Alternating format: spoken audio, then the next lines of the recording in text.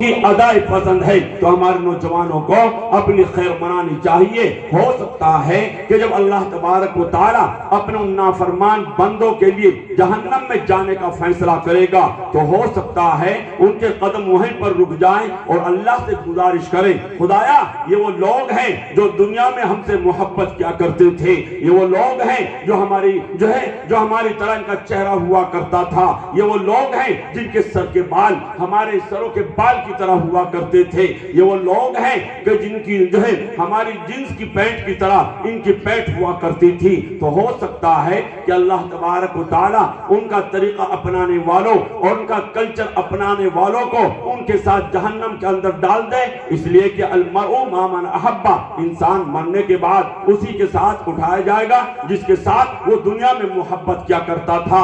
آپ سبھی حضرات مبارکبادی کے مستحق ہیں کہ آپ حضرات کا تعلق علماء کرام کے ساتھ ہے، مفتیان کرام کے ساتھ ہے، مدرسے والوں کے ساتھ ہے، مدرسے کو اماموں کے ساتھ ہے، اور یہ جو تعلق ہے مسلمانوں، اس تعلق کی بنا پر میرے اور آپ کے سامنے دین کی صحیح شکل آتی ہے۔ ہمارے یہ علماء کرام ہمیں بتلاتے ہیں، ہمیں سمجھاتے ہیں تو ہمارے علم میں اضافہ ہوتا ہے۔ ہمارے یہ علماء کرام ہمیں بتلاتے ہیں ہماری زندگی کیسی ہونی چاہیے، ورنہ نہ جانے ہم اپنی جہالت کی وجہ سے کیسی کیسی حرکتوں میں مبتلا ہیں، کیسی کیسی حرکتیں کرتے ہیں۔ یہ ہمارے علماء کرام ہمیں بتلاتے ہیں ہماری زندگی کیسی ہونی چاہیے، ہماری زندگی کا رخ کیسا ہونا چاہیے، ورنہ ہم آج مسلمان شریعت کے خلاف اکثر زندگی گزار رہا، اکثر زندگی مسلمان شریعت کے خلاف گزار رہا۔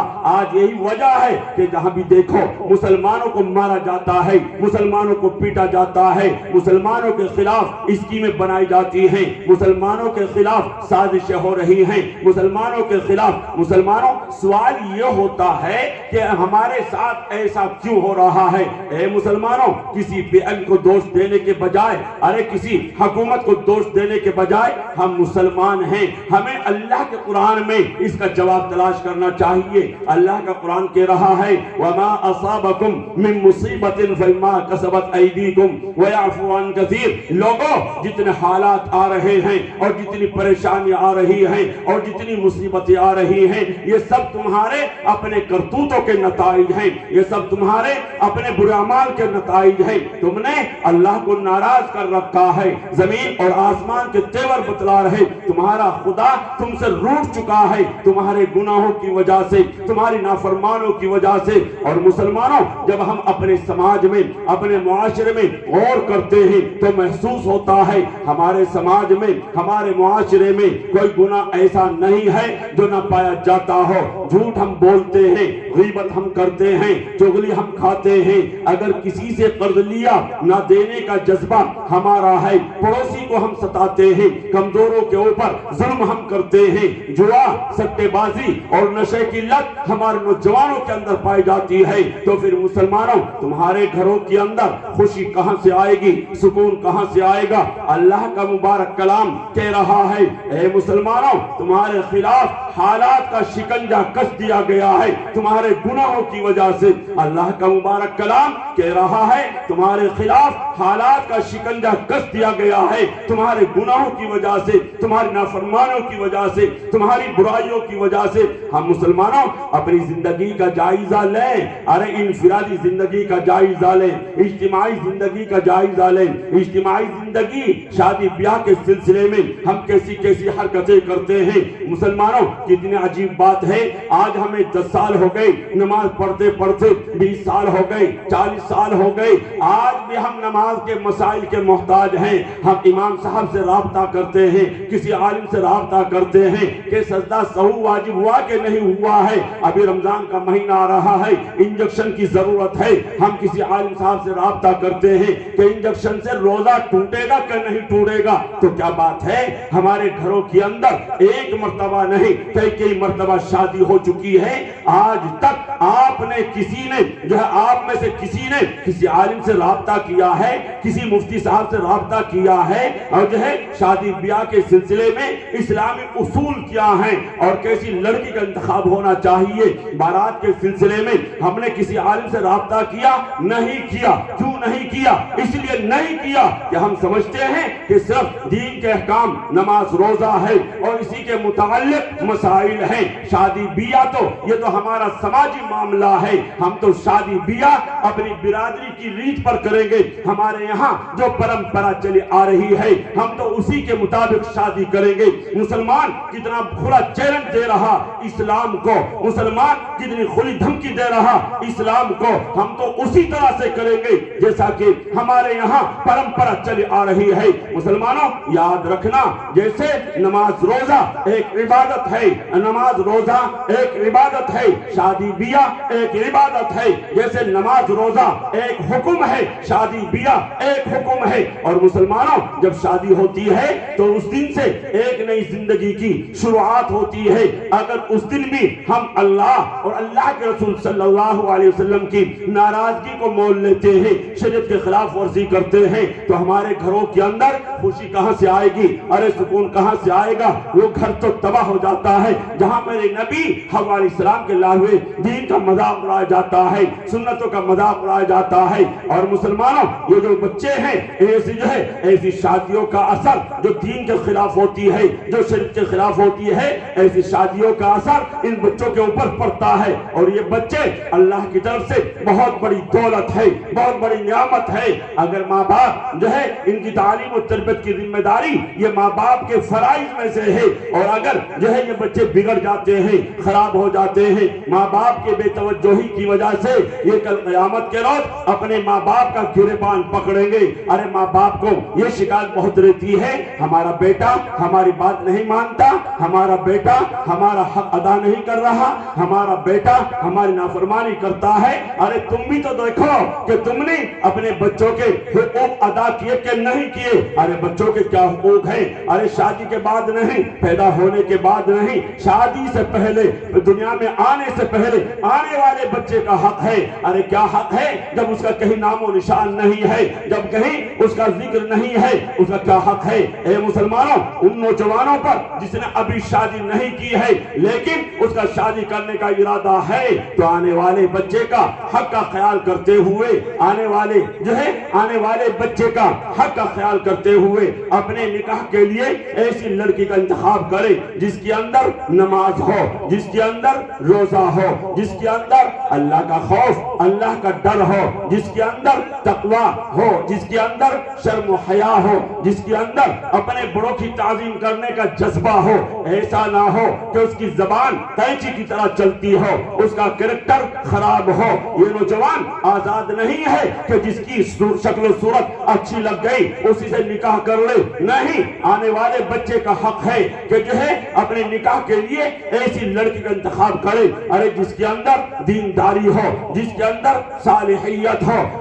کیونکہ جس کی کوکھ سے جو بچہ جنم لے گا اور اس کی گود میں جو بچہ پلے گا وہ صالح بنے گا, وہ دیندار بنے گا, وہ عبد القادر جیلانی بنے گا, وہ خواجہ معین الدین چشتی اجمیری بنے گا, وہ حضرت کاندھلوی بنے گا, وہ حضرت صابر کلیری بنے گا, وہ حضرت گنگوہی بنے گا, وہ حضرت نانوتوی بنے گا, وہ شیخ الہند بنے گا, وہ محسن احمد مدنی بنے گا. اگر اس نوجوان نے ایسی لڑکی کا انتخاب کیا, ارے جس کے اندر نماز نہ ہو, روزہ نہ ہو, اللہ کا خوف اور اللہ کا ڈر نہ ہو, جس کی زبان قینچی کی طرح چلتی ہو, جس کا کریکٹر خراب ہو, اس کی کوکھ سے جو بچہ جنم لے گا اور اس کی گود میں جو بچہ پلے گا وہ شیطان بنے گا, وہ ماں کو دھکے دینے والا بنے گا, وہ سلمان خان بنے گا, وہ شاہ رخ خان بنے گا, وہ ماں کی نافرمانی کرنے والا بنے گا. اس لیے سب سے پہلے مرحلے پر اس نوجوان کی ذمہ داری ہے کہ آنے والے بچے کا حق کا خیال کرتے ہوئے اپنے نکاح کے لیے ایسی لڑکی کا انتخاب کرے, ارے جس کے اندر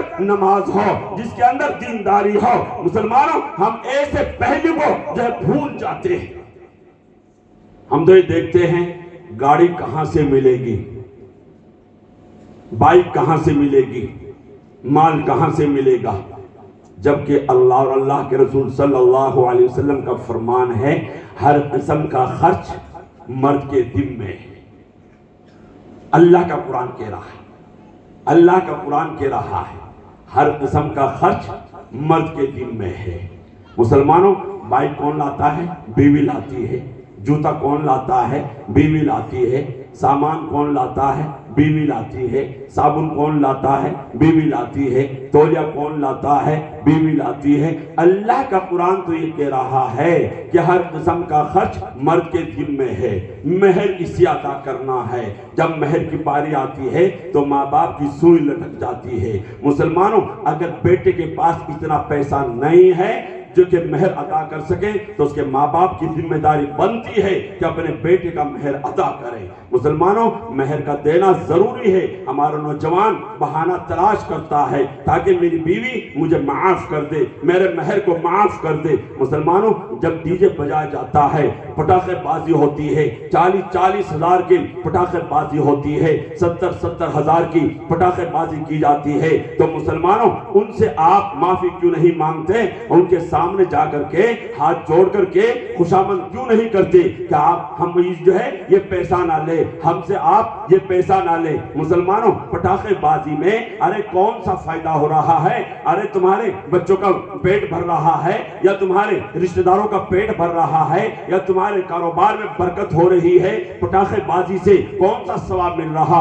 अगर एक फायदा बतला दो, कोई नौजवान, कोई जिम्मेदार, कोई बच्चा एक फायदा खड़ा होकर के बतला दो कि पटाखेबाजी के अंदर ये फायदा है। मुसलमानों, अगर कहा जाए कि मदरसे में 15,000 कौन देगा, 20,000 रुपए कौन देगा, और जो है 40,000 रुपए कौन देगा, हमारी जबान बंद हो जाती है, हमारा दिल हरकत करना छोड़ देता है। हमारी तरफ की बात है, अभी तकरीबन 15-20 रोज पहले की बात है, आज जो है मस्जिद के अंदर बांट पड़ी है 10-10 हजार रुपए की, 800 रुपया दिया है, और 2 दिन के बाद शादी है तो 23,000 रुपए नाचने वालों को दिया है। फिर कहते हैं हालात आ रहे मुसलमानों के ऊपर, फिर कहते हैं मुसलमानों के साथ ये सलूक किया जा रहा, मुसलमानों को मुसलमान ये कर रहा, मुसलमानों के साथ ये हो रहा है, फलां ने ये कर दिया, फलां ने ये कर दिया। अरे अपने गिरबान में तो डालो, अपने गिरबान में झांक कर तो देखो कि तुम क्या कर रहे हो, तुम क्या कर रहे हो, तुम कौन से रास्ते पर जा रहे हो।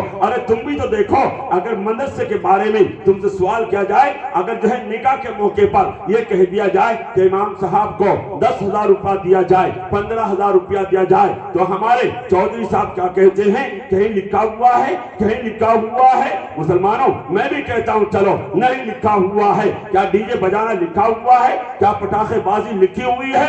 जिम्मेदार तबका ये कहां गया है? जिम्मेदार तबका, ये जिम्मेदार तबका। मुसलमानों, वहां जो सबसे पहले बोलता है, अगर मदरसे के बारे में सवाल कर दिया जाए तो सबसे पहले जो है जिसके अंदर थोड़ी सी बड़ाई होती है, तकब्बुर होता है, बनावट होती है, वो फौरन एकदम बोलता है, एकदम आवाज निकालता है। इमाम साहब से अगर कह दिया जाए कि 5,000, 10,000, 15,000, तो फौरन सवाल करते हैं कि कहां लिखा हुआ है? क्या शादी जो है डीजे बजाना लिखा हुआ है? क्या पटाखेबाजी लिखा हुआ है? क्या शादीकार लिखा हुआ है? मुसलमानों, अगर इमाम साहब को देना नहीं लिखा है तो यह भी तो नहीं लिखा है। मुसलमानों, एक बात याद रखना, अरे आपने इमाम साहब को 10,000 रुपया दिया है, वो टोपी लाएगा, रुमाल लाएगा, कपड़ा लाएगा, और रुमाल से ओढ़ करके, टोपी ओढ़ करके वो नमाज पढ़ेगा, अल्लाह अल्लाह करेगा, अल्लाह के कुरान की तिलावत करेगा, अल्लाह का जिक्र करेगा, अल्लाह की तारीफ, अल्लाह की बड़ाई को बयान करेगा।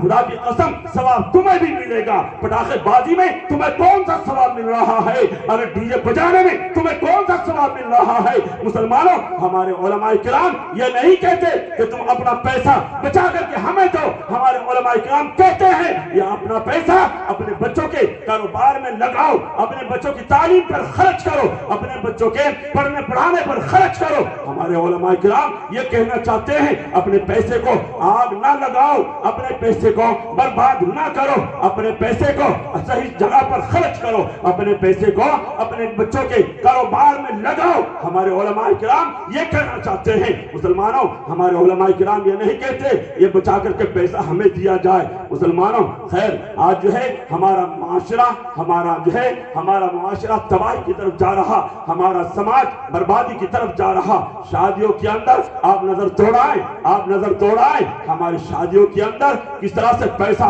बर्बाद किया जाता है, कैसा बर्बाद हो रहा है। मुसलमानों, हमने इन कानों से सुना है, जब कोई पटाखे بازی کرتا ہے، وہاں چھوٹا بچہ سویا ہوا ہوتا ہے، وہ ہدکتا ہے تو اس کی ماں کہتی ہے خدا تیرا بیڑا غرق کر دے، تو نے میرے بیٹے کی نیند کو خراب کر دیا ہے۔